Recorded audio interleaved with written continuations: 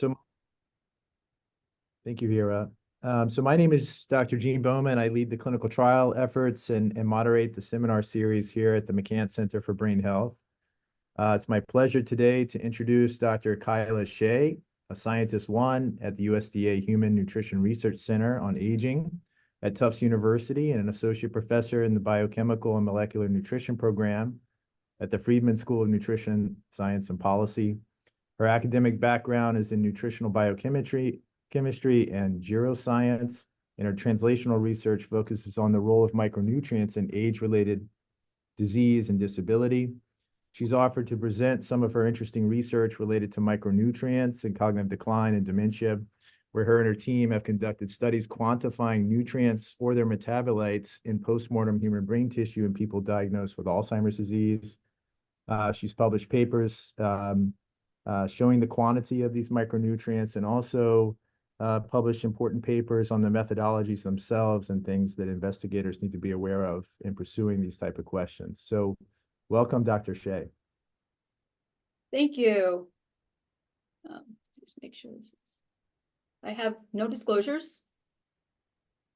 So just by way of background, as you all are probably acutely aware, there are more people living with dementia now than there have been in the past, and there will continue to be more in the future, due primarily to the aging population. So these are data from the Global Burden of Disease study, showing the projections of individuals living with dementia, females in pink, males in blue. By 2050, it's projected to exceed 150 million globally. So while Alzheimer's disease is the most common pathology linked to dementia, and for sure the AD pathology increases with age, there are other pathologies that can also lead to the manifestation of dementia, which also become more common with age. But importantly, to keep in mind that a lot of times, and especially as people get older, they tend to accumulate mixed pathologies, and individuals with mixed pathologies are more likely to develop dementia than people with, say, for example, AD pathology alone or a non-AD pathology, for example, Lewy body dementia. So it's the mixed pathologies that seems to be most predisposition to dementia. Let's see, make sure. Okay, so when you think of risk factors for dementia, there's a few different ways you can think about it. Risk factor 1 is basically showing that it's related to dementia directly through the pathology, so either amyloid or tangles or other neurodegenerative pathology in the brain. Another way is, for example, risk factor 2 could be related to dementia through vascular or other pathologies that are independent of the neuropathology in the brain.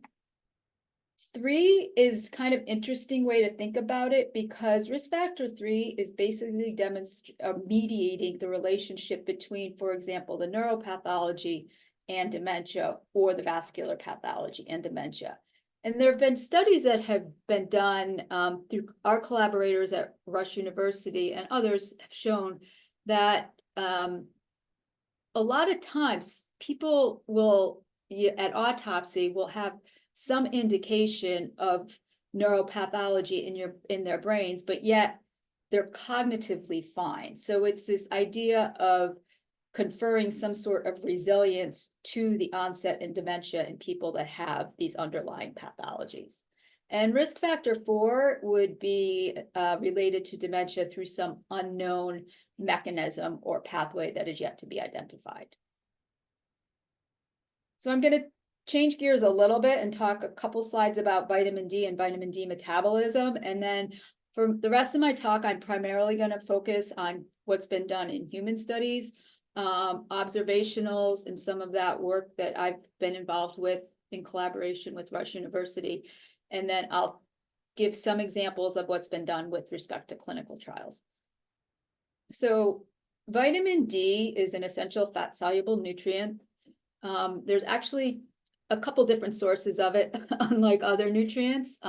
It comes from the diet and also supplements, but you can also synthesize vitamin D in your skin in the presence of UVB light. So right now in a greater Boston area, even though it's sunny day today, it's cold, so we're all in long sleeves.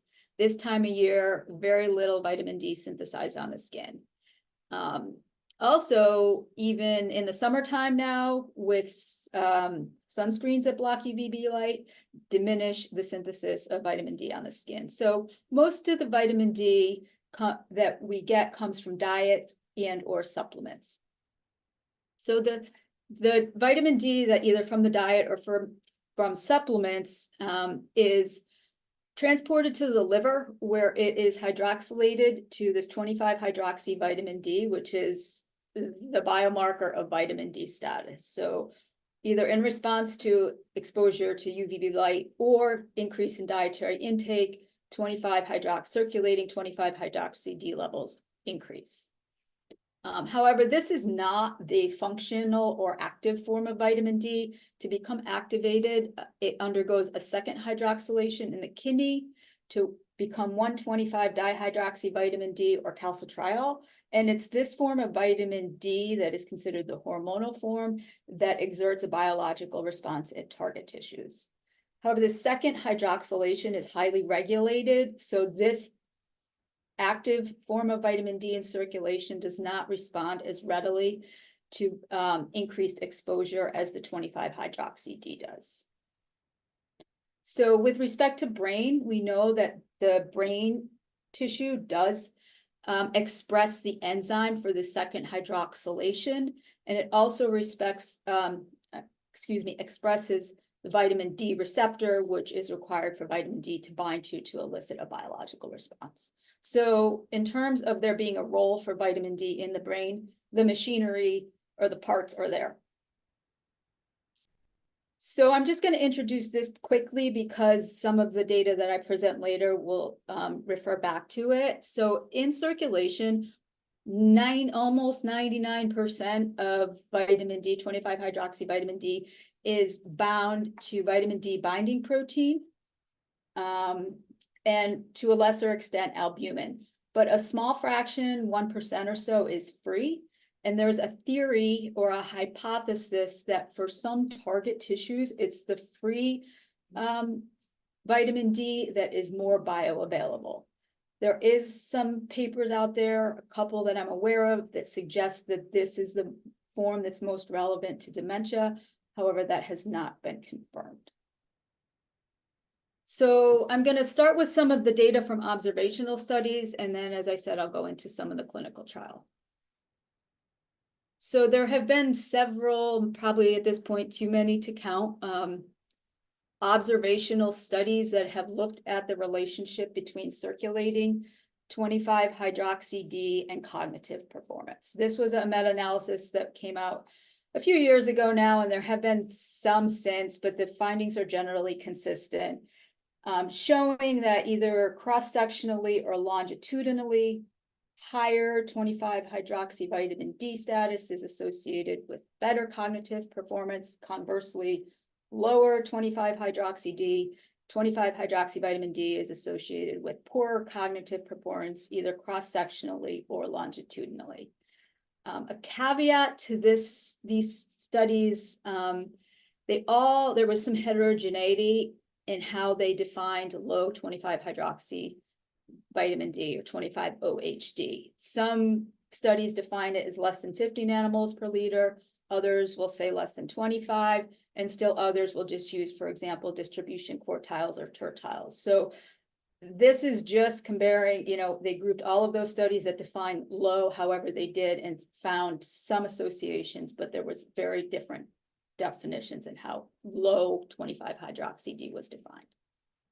So when it comes to the observational studies of looking at Alzheimer's disease and dementia, there are fewer than there have been with respect to cognitive performance. But this was a meta-analysis of some of the available studies that came out in 2020. In this study, they defined vitamin D insufficiency is less than 50 nanomoles per liter. And they did a corollary analysis with vitamin D deficiency, which was defined as less than 25 nanomoles per liter. I use nanomoles per liter, but those in nanograms per mil, 50 would be 20, and then 25 would be 10. So it's 2.5 conversion. Anyway, these studied, this top here is looking at the relationship between 25 hydroxy D less than 50 and all-cause dementia, and then on the bottom is specific to AD. And either way that they looked at it, when they meta-analyzed it, they found a 14% to 25% increased risk for either all-cause dementia or Alzheimer's disease in people with less than 50. And when they did the same analysis, defining it as less than 25, the results were consistent and the effect sizes were a little bit higher. However, when I was reading this paper, I took a little bit of a deep dive into what kind of studies they included or excluded, and I came across this reason for exclusion, which gave me a little bit of pause. So they excluded studies that reported no association between 25 hydroxy D and all-cause dementia. So that could have skewed the results. So this was a study that came out from Framingham, 2016, looking at the relationship between 25 hydroxy D and all-cause dementia.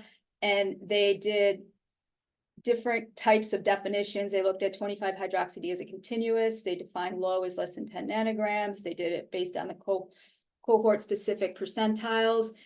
And basically, no matter how they did it, they did not find any significant associations between 25 hydroxy D and dementia risk in the Framingham cohort. So at the baseline, these people were 72-ish, and also important that they tend to be generally vitamin D sufficient at baseline. This was another study that came out, albeit after the meta-analysis, could have been after the meta-analysis was done because it was published in 2020, using a Canadian cohort.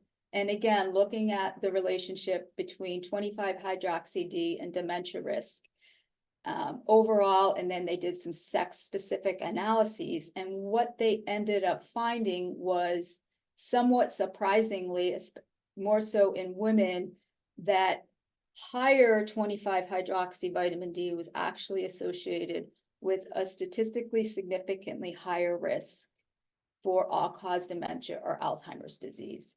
Now, I'm not saying that 25 vitamin D causes Alzheimer's disease for sure, but I just include this so that it's important to present the totality of the data that are out there.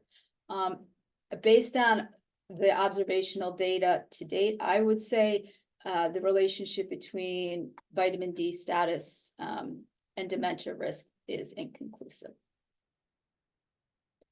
So I'm going to switch gears a little bit and talk about some of the work I did. I've been involved in collaboration with other investigators here at the HNRCA and also at Rush University. They have this very cool cohort called the Memory and Aging Project. And when people are enrolled in this study, they are free of dementia and they are followed prospectively for years, basically until they die. And when they agree to participate in the study, they agree to donate their brain once they die to the study. So that allows them to do a very detailed analysis, histopathology, and other analysis of the neuropathology in the brain of the participants once they die. And then they have their measures of cognitive status for years preceding their death. So over time, obviously pathology accrues, And again, they followed some of them. People are in their mid-60s when they're enrolled, and the mean age at death is 90. So they have 20+ years of follow-up on many of these people. So we we collaborated with them and got brain tissue samples from participants. And measured the 25-hydroxy-D concentrations in human brain. To the best of my knowledge, this is the first study that has reported on the vitamin D concentrations in human brain. There had been some rodent studies that had been done, but not humans. So we actually had 4 brain regions. MF is midfrontal cortex, and T is midtemporal cortex. AWS is anterior watershed, and then we had some cerebellum. So on the top in the box plots are showing just the concentrations of 25-hydroxy-D in the 4 brain regions. There were some statistically significant differences between the cortical and cerebellum with the anterior watershed, although the magnitude of that difference is pretty modest, although it was statistically significant. So a little bit lower concentrations in the anterior watershed. Overall, they were highly correlated among the 4 regions, and the 25-hydroxy-D in the brain was modestly correlated with 25-hydroxy-D in circulation. We also had the opportunity to measure vitamin D binding protein in circulation, and there were some modest, albeit somewhat inconsistent, correlations between the binding protein and the 25-hydroxy-D in the brain and also in circulation. So the first analysis that we did, we looked at the relationship between the 25-hydroxy-D in human brain and cognitive function just prior to death. And what we found was, just to orient you, so the top 2 rows are cognitive diagnosis at the last clinic visit or final cognitive doses. That diagnosis would be at death. So we would expect the negative association is showing that higher 25-hydroxy-D in the brain is associated with, lower 25-hydroxy-D in the brain was associated with more disease burden. So higher 25-hydroxy-D in the midfrontal and midtemporal cortex. We actually ended up averaging these 2 regions because they were similar. Anterior watershed and cerebellum was associated with better cognitive function at death. And then here on the bottom 2 rows are the global cognitive function and also the slope. And the direction indicates that higher 25-hydroxy-D in the brain was associated with better cognition at death. When we looked at the circulating measures with those same outcomes, we didn't see any significant associations. The closest we got was to a 0.06, and I would argue that could be an artifact of multiple testing, but it's definitely something to keep in mind for future studies. So it seems to be that the associations that we're seeing with the vitamin D in the brain were not the same as the associations that were detected with the blood measures. When we looked at the neuropathology, so we had several outcomes that we proposed to look at that are all different ways of defining the neuropathology underlying dementia. And we didn't see any associations between the 25-hydroxy-D in the brain and any of the neuropathology outcomes that we studied here. When we looked at the blood measures with the neuropathology, again, we didn't see any really statistically significant associations except for one with higher 25-hydroxy-D in serum being associated with fewer chronic microinfarcts. So now I'm going to talk a little bit about the data that are available from clinical trials. And as we're all aware, a clinical trial, you have a group of people that are randomized to either a treatment group, in this case, it would be vitamin D, or a control group. So one of the earliest ones that came out looking at the effect of vitamin D supplementation on cognitive performance or function was from the Women's Health Initiative. So these are, this was about 4,100 postmenopausal women. They were about age 71 at baseline. Half of them received 400 IUs of vitamin D plus 1,000 milligrams of calcium. So at the time the study was done, that was the recommended intakes. And they were followed for over 8 years. And these are the hazard ratio or hazard curves for developing cognitive impairment, and overall there was no difference. There's one caveat to keep in mind with the Women's Health Initiative is they actually allowed supplement use outside the study. So what ended up happening was that the placebo group on average ended up consuming almost just as much vitamin D as the intervention group, because they were allowed to take supplements outside of the study. So that could have blunted any difference between the two groups. There was another large study you're probably familiar with called the VITAL study, which was a 2x2 intervention looking at the main effects of either vitamin D supplementation or fish oil. So it was a 2x2, but most of the findings that they report were either the main effects of vitamin D, which is what I'm going to talk about, or the main effects of fish oil. So for cognitive performance, they had actually 2 nested cohorts. The VITAL cognitive cohort, they did the assessments over the phone, and it had about 3,400 people in it, and they were followed for between 2.5 and 3 years. The CTSC cohort, they came actually into the clinic. It was at the Brigham, and they did in-person evaluations, and there were about 800 people in that cohort. They were 60 years and older at baseline, but somewhat important to keep in mind is that at baseline, their vitamin D status based on the 25-hydroxy-D was 70, on average, 75 nanomoles per liter. So on average, this is a group of people that were pretty vitamin D sufficient already. When they did a battery of tests, and when they pooled the data and looked at the difference in the performance on these tests, either globally or individually, there was no difference between the group that received the vitamin D, which was 2,000 IUs per day, or did not receive the vitamin D.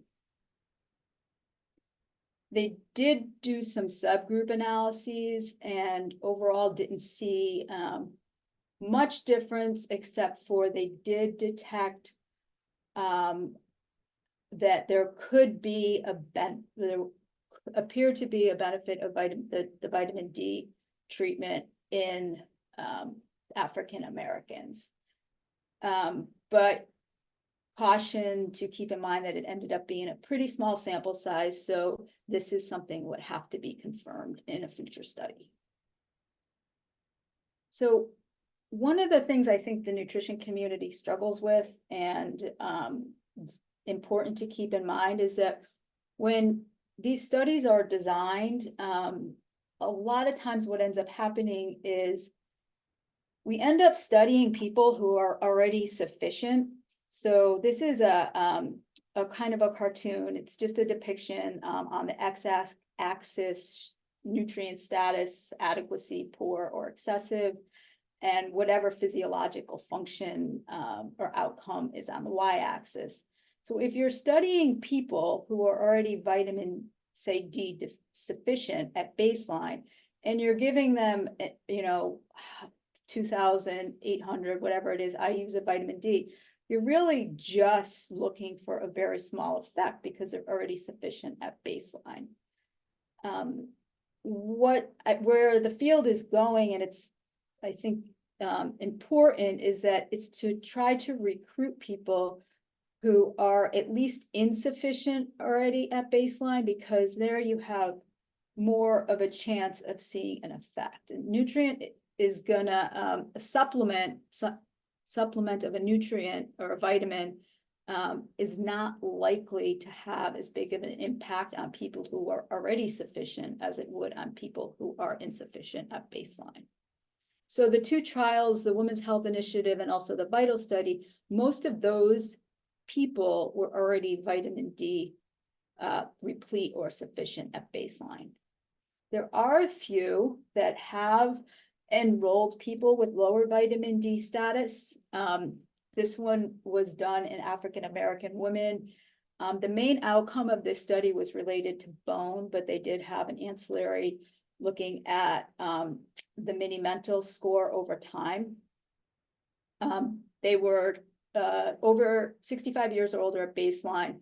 Their baseline 25-hydroxy-D was 22 nanograms per mil, and they actually designed their study to titrate the dose of the supplement so that they would achieve 30 nanograms per mil or 75 nanomoles per liter of serum 25-hydroxy-D.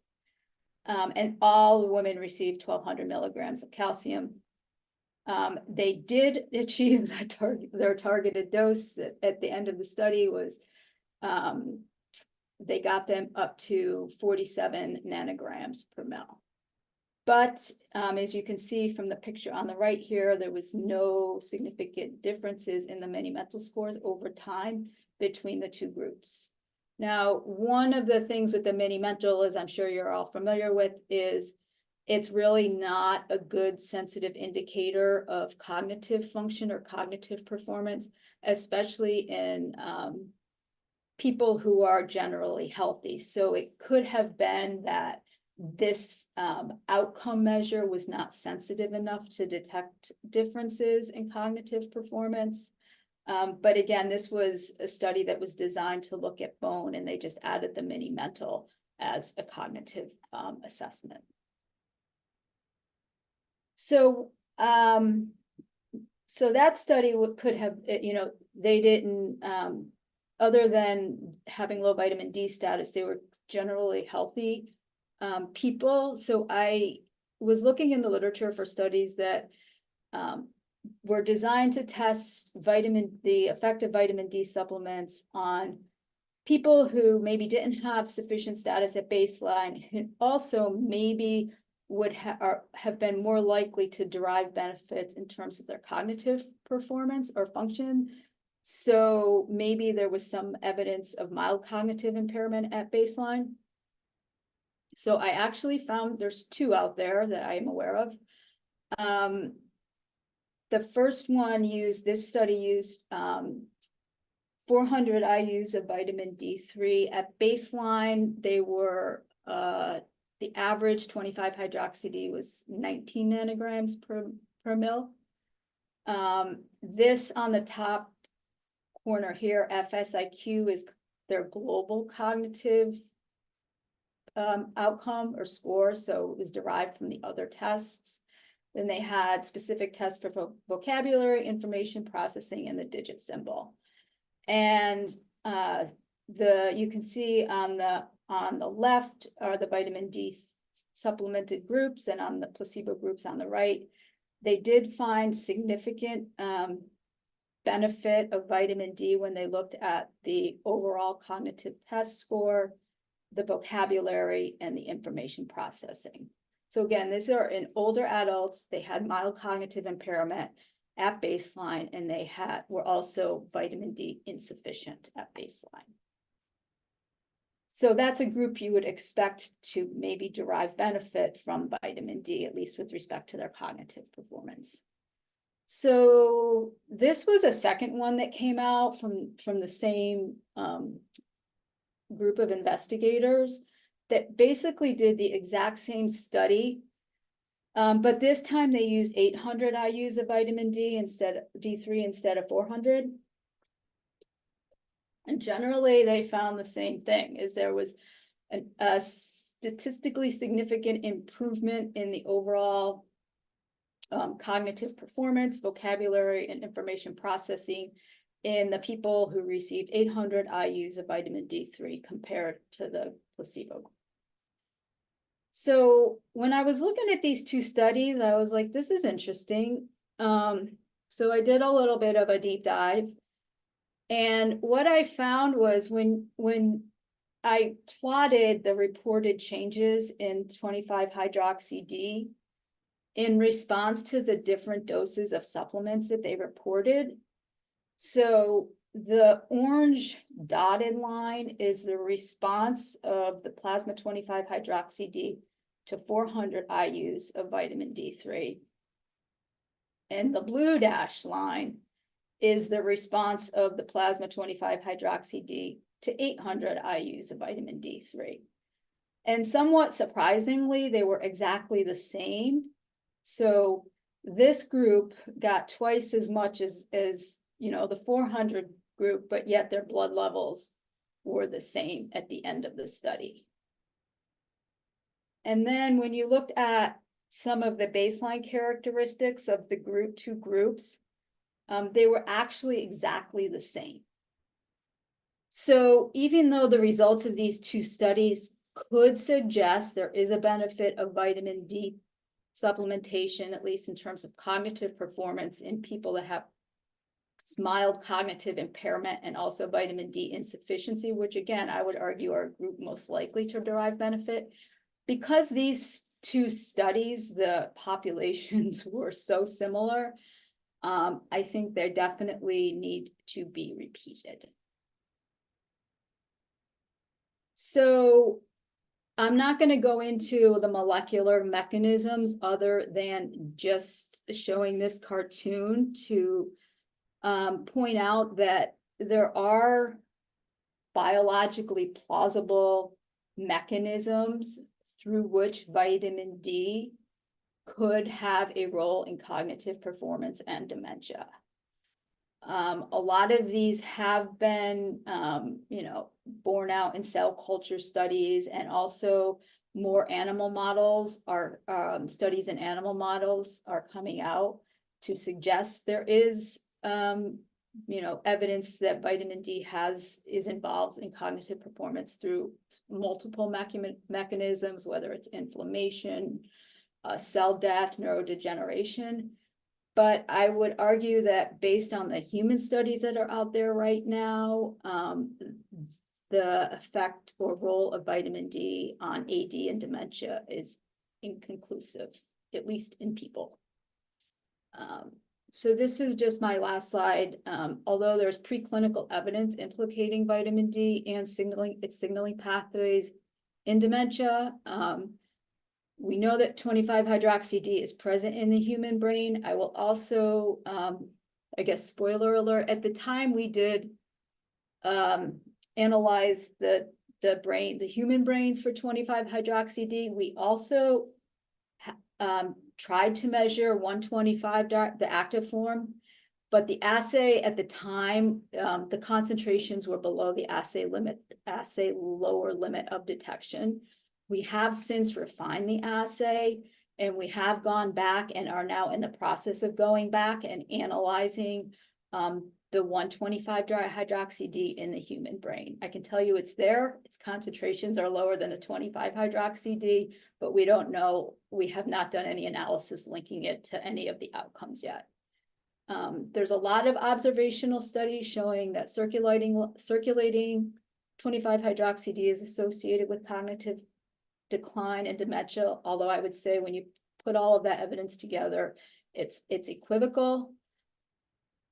The clinical trials that have been conducted to date overall do not support a beneficial effect, although we might need to kind of narrow down the population subgroup that is most likely to derive benefit. And I think that is all I have. Again, I'd like to thank collaborators here at the HNRCA and also at Rush University. And I can take questions. Thank you, Dr. Shea, for that wonderful review on vitamin D related to cognition and brain health. Maybe we'll wait for a couple questions to pop up. I have a few myself. One is that I completely agree about the potential design flaws in the clinical trials, and Martha Claire Morris and Christine Tagney's paper from 2011 kind of highlighting this notion. But I think it particularly applies to singular few nutrient interventions like you were describing, vitamin D being one of those, targeting people that are insufficient. I wonder from your studies, particularly the autopsy studies, would you be able to show a dose response in terms of concentration of the 25-hydroxy vitamin D in the brain related to Brock and CROD staging? Meaning, could you establish, I know you looked at the beta coefficients in a linear response, but is there a way to look at potentially a dose response? And in similar in the blood, meaning are there target therapeutic thresholds or concentrations that you could identify that would be important as a tipping point for being neuroprotective, and also providing some explanation for the inconsistency in the observational studies? So with respect to your first question, the dose response with the brain levels, we have not done that yet. One of the issues we ran into somewhat unexpectedly was the sample size of this study that we had was 250-ish, I believe. We actually measured initially 500 brains, and we realized that vitamin D in the brain is not stable over long-term storage. So we were not able to include the brains that had been stored for more than 6 years. So we've actually now have a new group of brains from Rush that we will be able to add to the 260 that we've already had. That none of them have been stored for more than 6 years, so we won't have that problem with them, and we will be able to increase the sample size and probably do more granular analyses. For the blood levels, you know, that's I don't think it's a question that's unique to cognition per se. I think the IOM recommends 50 nanomoles per liter. That's based on bone as an outcome. Some will argue 75 is needed for other non-skeletal outcomes, and that may be so. One of the things I think we're having such a problem with right now, at least currently and in the recent past, is there was all of that burgeoning interest in vitamin D and vitamin D supplements. It's really hard to find people that are, say, less than 25. You know, framing that analysis in Framingham did different thresholds. They looked at people in the lowest 20th percentile. They looked at people in the 80th percentile. They looked at people less than 10. The results were pretty consistent. I would also argue that we might need more race and ethnically diverse groups, because I think a lot of the observational data that are out there are derived from primarily white Caucasian study populations. You know, one more comment, and then I'll open it up to the rest of the group, is I was noticing in your autopsy studies, were you able to control for the time interval to the point of autopsy, meaning somebody is part of the prevention program, and then there's an interval time that can vary quite a bit before they actually have the brains harvested, and whether or not it was called, they call it the postmortem interval. Yes, Yeah, and that was adjusted for. that was adjusted for in all of your analyses. Mm-hmm. Okay. And does that seem to be a significant factor in the concentrations that you were able to note? No, not that I remember. Okay, so it's really the storage time of the brain tissue. It was the storage time. Okay, thank you. Rudy? Great talk. Thank you, Kyla. Really interesting stuff. I have there was a paper by David Teplow, what, 10 years ago, showing there was a particular metabolite of vitamin D, maybe is 25 alpha, makes sense, 25 alpha D. And he said that it basically controlled microglial cell and macrophage function. So one of the big interests in Alzheimer's disease is getting microglial cells to clear amyloid, phagocytose amyloid and clear it the way Leqembi works, versus microglial cells going into a pro-inflammatory state and releasing pro-inflammatory cytokines. And apparently, there was a vitamin D metabolite that induced microglia to uptake A beta. And I'm just wondering, has anybody looked at vitamin D levels in relation to like a blood test for A beta 42 to 40 or PET positive amyloid brain levels, that type of thing? The PET positive, I'm not sure of. There have been studies, again, in the data, the findings are a little bit mixed, looking at, for example, white matter volumes versus gray matter volumes. Most of these are not from MRI. I don't know in terms of PET imaging what's out there. Well, it'd be interesting is since you can do, if you have blood samples where you know the vitamin D levels or the metabolites, you could do an A beta 42 to 40 ratio, look at those either with the McCance Center biomarker program or, optimally with C2N, but that's, more expensive. They got the IP mass spec version, but it'd be interesting to see if in the older folks, if there's a correlation between vitamin D levels and the accumulation of amyloid in the brain as indicated by a plasma 42 to 4, A beta 42 to 40 ratio. Because I remember Teplo's paper, and I got to find it again, but it was one of the few nutrients I saw besides omega-3 that is phagocytosis of A beta. No, I agree. I mean, I think there's a lot of opportunity there, but I think also, as we're learning more about,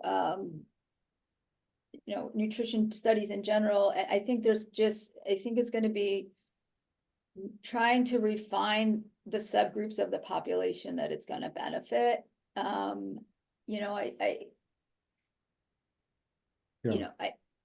think that's definitely an important endeavor. Up to recently, it's been like all comers, more is better. If it's gonna help somebody, it's gonna help everybody. And that is not the case. Well, Peggy Vance also had a paper some years ago that, I don't know if it was replicated. It said the vitamin D receptor, VDR, was showing it had SNPs showing association with AD risk as well. Yeah, there is that out there. Yes, I mean, I think all of this, is something we haven't paid enough attention to. That's why I really appreciated your talk. So thank you. Thank you for the question, Rudy. Olivia, would you like to go? I see your hand raised. Sure. Thank you for this great talk. Actually, let me just turn my camera on. There we go. I actually had a couple questions. The first was with regard to the correlations of vitamin D markers with the brain structures. I thought was fascinating. I noticed there was a small signal for the global, when you looked at the global score, so the global cognitive score, and free 25-hydroxyvitamin D. And I know that, again, could be purely by chance, but I wondered if you'd also computed bioavailable vitamin D, since you had the vitamin D binding protein measure, if there was any association of either cognitive score or neural markers with bioavailable vitamin D. You might be able to calculate that. So I was wondering about that. That was my first question. So the free vitamin D was measured directly. It wasn't calculated. Right. So my question is, if you since you have the vitamin D binding protein, and perhaps maybe you don't have this, but if you have a measure of albumin, you can measure both bioavailable vitamin D and get the free vitamin D measure, which you assayed. Yep. You could compare them, and because if both of them are showing a signal, then that might be more convincing than just, well, it's just sort of a an isolated chance finding. But anyway, that's fine. My second question had to do with whether in that sample you had the ability to look specifically at these associations among Black participants. The reason I ask, and I should probably say as a pure caveat, full disclosure, I'm one of the vital trial investigators, and I did run the ancillary study, including the assessment of cognitive function in the Clinical Research Center and the depression ancillary as well. Looking at these questions in Black participants was a pre-specified aim before we submitted this to the NIH. It wasn't like a post hoc sort of subgroup analysis. Although we presented other subgroup results, we powered the study to be able to look at effect modification by race because we hypothesized a benefit among Black participants. So I wondered if you had the ability to look at that in that set of participants where you had the neuroimaging and the cognitive data. Not yet. So the group of Rush MAP participants that we had so far are 95% white, maybe 4% African American, and then 1 or 2% other. We actually, in the group that we're doing now, there's another cohort at Rush called MARS, the Minority and Aging Alzheimer's Research Study. So, and Lisa Barnes is the PI of that cohort. So for the next round that we do, we are going to get participants from MARS in addition to participants from MAP. So that will give us more samples from African American older adults who have deceased. So that, I mean, it's unfortunately the numbers are still going to be smaller, but it will at least provide maybe some insight into possible race differences, and then maybe provide some preliminary data for studying race for ethnically diverse groups in the future. But yeah, right now MAP it's mostly all white. Thank you. Just for follow-up discussion, related to that pre-specified outcome looking in African Americans, do we know if the baseline vitamin D levels is accounting for that effect, Olivia or Kyla? So your audio went out for a second, so I missed your question. Was that directed? Was that for Kyla or me? And to Kyla, because I have not reviewed these results for some time. Thank you for going to the slide. So this is the result that you're saying was a pre-specified analysis where you see that the vitamin D was effective. Do we know if the baseline vitamin D levels is accounting for this effect or not in the African Americans? So, okay, so that's a complicated and a simple question, I guess. So it's randomized, right? So yeah. We're looking at the effect of a randomized treatment in Black participants. So, it's equally true of any Black participants, however different they were from the white participants, among those who were randomized to placebo or randomized to the active agent. So we wouldn't explain the baseline difference between Black participants and non-Black participants as the reason for seeing the difference between the randomized agent, the active arm of the active randomization versus placebo groups among the Black participants. However, you could potentially, although this was not the case, I can assure you, but you could make an argument that if there was an extreme difference between Black and non-Black participants in terms of baseline levels of vitamin D, such that essentially Black race was a proxy for insufficient levels of vitamin D, then maybe it's true you'd see a difference between the active and the placebo group in a very, very deficient population. But that really wasn't the case with vitamin D levels in this group, although they are lower among Black participants than on average than non-Black participants. But I think to that point also, I think this is a really important point to make in general when it comes to these vitamin D studies is, this is a trial that was designed in 2008. Right. At the time, it was hard to convince anybody at the NIH that vitamin D mattered at all. Sure. You know, we take for granted that everyone thinks that it's important now, but I mean, people thought this was a loopy idea 15 years ago. And so the case was actually that very, very high levels of vitamin D were what was needed for extraskeletal benefits. So getting pushed beyond just adequate levels of vitamin D. And so we see people are very well repleted in vitamin D, but actually the question was whether pushing people, especially older people, into higher levels of vitamin D would particularly benefit extraskeletal health. So that's also part of what went into the study. It wasn't anticipated that this was something that would only benefit people who were deficient. We were looking at the general population, many of whom would be sufficient, but maybe not in the high enough range to benefit extraskeletal outcomes like cognitive function. So just a clarification on that. Thank you. I mean, it's interesting that, okay, so the randomization block included baseline vitamin D status, or the randomization scheme itself was effective in balancing that aspect. So baseline vitamin D levels does not explain the effect in this subgroup. That's right. So That's interesting in itself, I think. I mean, I think it's important that we continue to, you know, show respect for these first generation of single and few nutrient trials for the reasons that Olivia has just highlighted, is that without these trials, we would never know that baseline nutritional status is really a key factor or not. So I think, and there's a lot more optimism at the NIH for these type of studies due to your work and a large group of people around the world that are showing that the brain has a demand for these particular nutrients, and it seems to be effective. And now we have the Cosmos trials coming also positive. And we see that concentrations in the brain are there. The brain demands them. There's receptors and transport mechanisms that are robust. So I think the evidence base is building from several angles. Are there any more questions or comments from the group here? We're down to the last 5 minutes.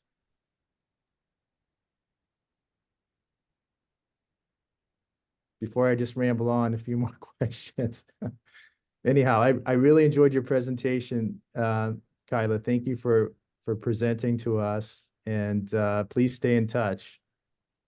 Oh, thank you very much. We actually are, you know, more to come on this, because not only do we have, you know, the new brain analysis, we have the 125 being done, and we didn't see any associations with any of the neuropathology that we looked at so far. But that's the beauty, one of the beauties of this rush map cohort is there are others as well. So that's going to be kind of the next phase of this study. So, you know. Okay. Well, thank you. Hopefully it'll provide a clue. I think there's something there. We just haven't found it yet. Well, thank you for sharing that.